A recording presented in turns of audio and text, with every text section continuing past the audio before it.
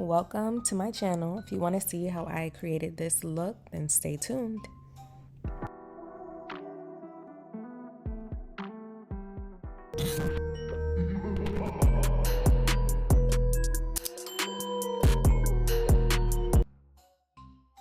Okay, so let's get right into this look. We're not even gonna waste any time. I created this look as a part of the 7 Deadly Sins series. So this is a lust inspired look.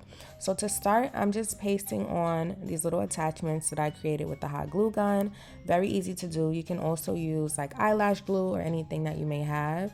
Then I'm going over it with some liquid latex just to make it easier to apply my foundation. That way it doesn't slip and slide.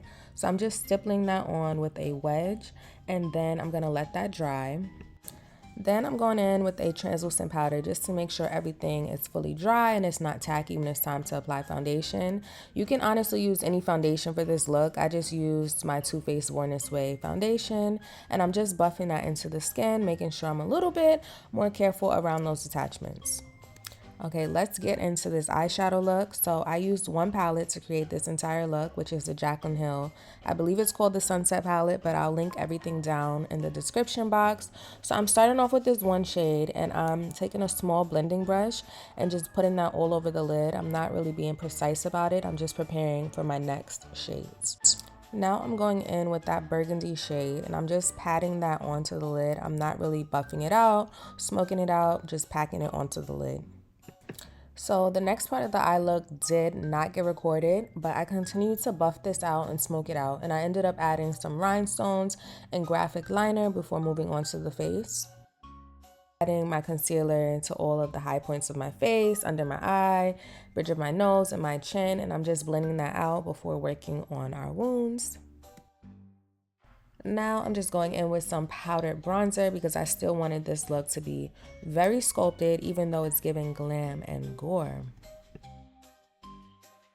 And now onto the wounds. I'm still working out of that Jacqueline Hill palette, and I'm taking a very small, dense defining brush, and I'm going in with a red, and I'm going to start to add some definition to those attachments.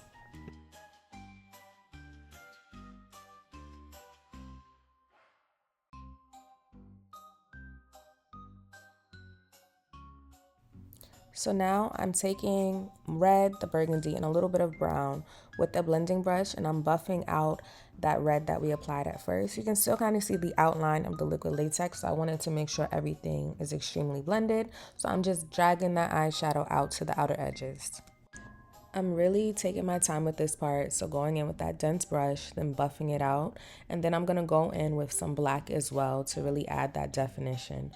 Unfortunately, the camera did cut out again when it was time to add the fake blood, but I did take some Special Effects coagulated blood as well as liquid blood and just placed it all over those black and red defined areas, and then I took a stippling sponge to blend it out and give it a more natural effect. For the lips, I wanted to create a very nude lip just with a little accent in the middle. So I did go over my lips with some foundation and made sure to set it with some translucent powder.